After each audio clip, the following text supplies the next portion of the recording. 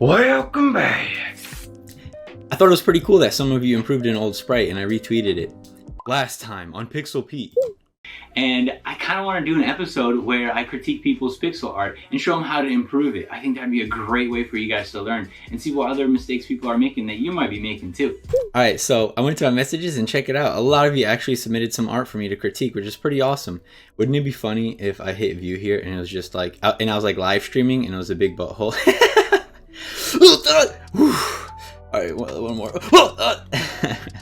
These are actually pretty good. I almost don't want to critique it because it's good. I just feel like I'm going to feel like an ass critiquing like pretty good pixel art. Okay, so this is pretty good. The only critique that I would have is that everything is a similar color. You don't have hard edges, and it also looks like you're anti-aliasing too much. In case you guys don't know what anti-aliasing is, here's a line without anti-aliasing, here's a line with anti-aliasing. It makes it look smoother, but when you're doing pixel art, usually it's completely fine for the person to see the pixels. There's not really a point in doing such high detail that you no longer see the pixels. At that point, you might as well not be doing pixel art. Photoshop and some programs automatically do anti-aliasing when you draw, but when you're doing something like this, I think it's kind of odd to do so much anti-aliasing. For example, the edges of this shirt and some places on the hair. Instead, what I would recommend for this piece of artwork is to have hard edges. So the hair near the edge, you should just go darker. You don't have to go black, but at least just pick a darker color of the color on the inside, and it'll give your art more of an outline look, and it'll separate. It'll help create a visual separation between two elements of your artwork. So here's someone that wanted feedback on their outlines, and I think this is pretty good use of outline, but there are a few neat little tricks that you can do in regards to outlines. So let's just zoom in over here, and you see how this almost looks like it's an outline that never goes in or never kind of shows the form of the object. I think it's completely okay for you to have the outline go in a little bit on a couple of elements that are near the edge. This piece of artwork is a lot bigger, so this one pixel size is actually not the size of this square, if you're wondering what the heck's going on. So anyway, yeah, so like right here at the top, since this is protruding out, it's okay to, you know, add a couple of pixels here near the edge, because it will emphasize that this veiny looking thing on this pipe or whatever it is actually protruding. So what I would do is I would add a black outline at, you know, just near the edge, not everywhere, not all over. Also right here, if you have a dark edge, it really creates a separation of depth. So for example, this hole right here, it's a lot deeper than the outside edge of the pipe here or whatever it is. So what I would do is I would add a black outline here, not all the way around, just here. So that way it creates a nice separation and it looks like there actually is a hole there. The rest of this is actually pretty good. Maybe add, you know, the same thing that I said earlier, which is a black outline in a few places that are near the edge, or a few places that you want to look like are protruding. Hey guys, I got my first sponsor, and as you can guess, it's Skillshare. If you didn't know what Skillshare was, it's basically an online community where there's a bunch of classes on all sorts of topics, right? And it's pretty darn cheap compared to like going to college. Going to college is like $60K. Skillshare is like under $10 a month. So it's kind of an insane deal for the amount of things that you can learn on this site. And now, like during the quarantine, it's a pretty good time to just go at it and learn a bunch of stuff. Know what I'm saying? So of course I looked up if they had pixel art, because I'd feel pretty stupid recommending this to you if they didn't have pixel art tutorials. And they do. They actually have quite a bit of pixel art tutorials. Some of you, I think, even recommended that I do a pixel art tutorial for Skillshare, which would be pretty cool. But yeah, like check out this one, Make Pixel Art with A-Sprite. A-Sprite's the program that I use, and I haven't really gone into super depth into all the ins and outs of this program. But yeah, it's something that you could learn on Skillshare. There's a link in the description if you want to check it out. Okay, so here we have someone that did some GB Studio art, and in general, I love it. I think this is pretty good. So just a couple of quick things for feedback. I see that you're using an outline style here with the trees, with the house, with the bench. So I would just be consistent and, you know, add an outline on this roof all around. And then even though you are using outline, it's not necessary for things like this door. Think of the outline as something that is used for an edge or to show depth. So instead of this black outline around the door, what I would do is I would just use dark green here and there. So you see the difference between these two? This is drawing a lot of emphasis to the door and the window. If maybe, like, let's say you can enter the house, then maybe I would give it a black outline, because what a black outline represents is an object. So for example, these rocks on the floor, you know, you can subconsciously tell that you're not going to walk into it, that it's not like a wall or a big giant stone, because it doesn't have a black outline. So you can use a black outline as visual language to represent objects. These benches here have a black outline, and it re-emphasizes that they are objects. However, in this case, the black outline goes into the middle. I wouldn't take the black outline all the way to the middle. I would, in the case of this bench, I would probably remove it here, and do something like that. Let me actually try to make it look pretty good. So I redrew the bench into what I think shows the form of it the best. And I'll just explain a few of the things. So by adding the shadow underneath it, it emphasizes that this isn't a fence and that there is something flat that would have a shadow underneath. Know what I'm saying? And then I also separated each piece into two colors. And the reason I separated it into two colors is because it lets you know where the light is coming from, which lets you know the orientation of the object that you're looking at.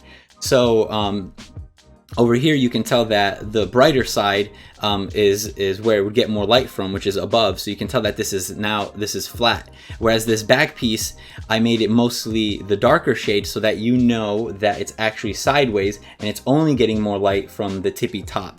Because if we made this entire thing back here white, it doesn't really make sense, because if the bottom part is pointing up and it's brighter and the side of it is darker, well, the part where you rest your back, that part's not pointing up at the light source, so it should be darker. And that's why I made majority of it green. You could even make the whole thing green, but I think that the white at the tippy top is a nice touch to re-emphasize that this object is actually upright. So the lesson there is to use color to create form, and I see that you somewhat understand that, because here in the window I can see that it's brighter near the top and the wall here and the bricks on the bottom. But yeah, just keep practicing and you'll be able to take it to the next level. Okay, so for this piece of artwork here, I got a request on how to do mountains. So let me show you a super quick and easy trick for shading mountains. So what you want to do is just start at the top of the mountain and sort of in a zigzag go back and forth as you go down the mountain. Make it completely, you know, random. You want this to look natural, so it's okay. Like, you can't really mess up when doing this, because it's supposed to look somewhat random, just so it is natural. And then go ahead and color that. And now you can see we have sort of like a nice lighting here, a nice shading for the mountain. And then a little extra thing that you can do is just go into the light parts and draw a couple of little I don't know how you describe this. Draw a couple of little thingies.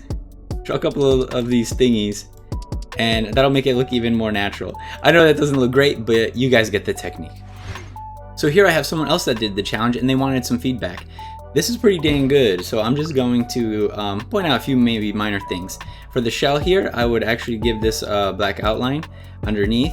Then for Toad's head, remember whenever things have different depths, I like to put a black outline there. So for his hat, head, whatever you want to call it, I'd add a black line there.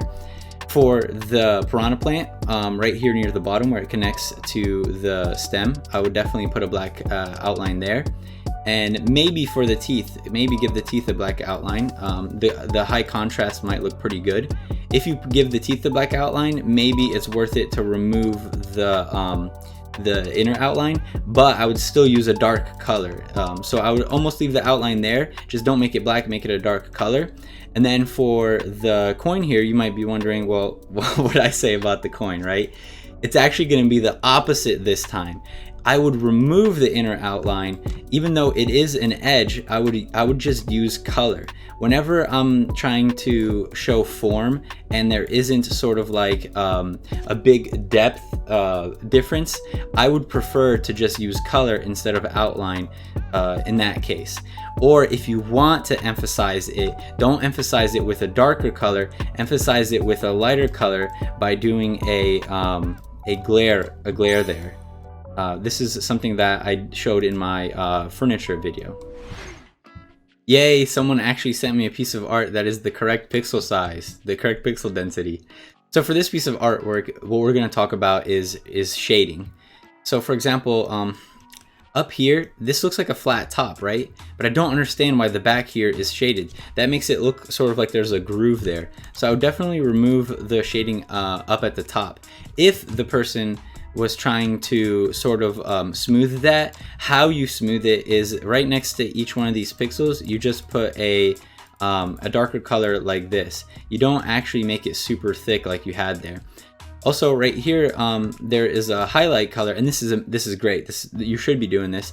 But if you have a highlight color like this, you don't necessarily even need the black outline. So it's possible that you, at the front edge right here, that you just use the highlight, sort of like in the coin that I just talked about.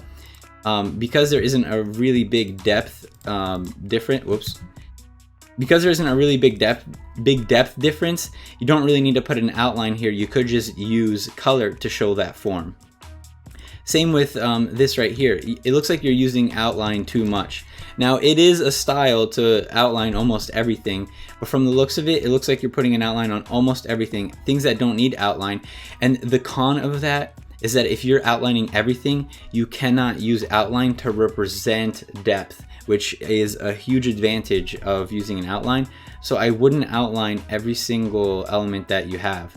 Just use a darker color. If you really want outlines, just use a darker color. So for example, if you wanted this this line here, just pick a darker blue, and all this black outline, it creates too much contrast and it almost makes your artwork look messy. So I would just do a little bit less.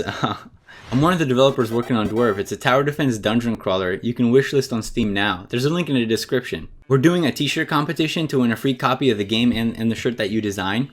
So when designing the t-shirt, basically Dwarf kind of looks like this. And here's the sprite of what Dwarf looks like in game. So kind of, make him look like this if you're going to draw his face.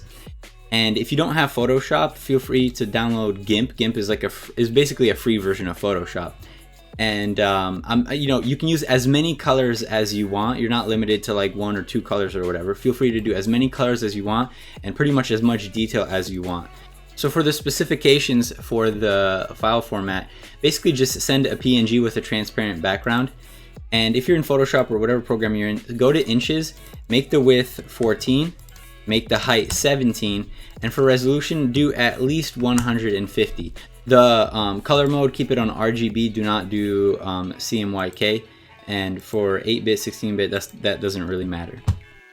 Look, even if you can't draw something super awesome, at least, submit a black and white sketch or something, because you could still win.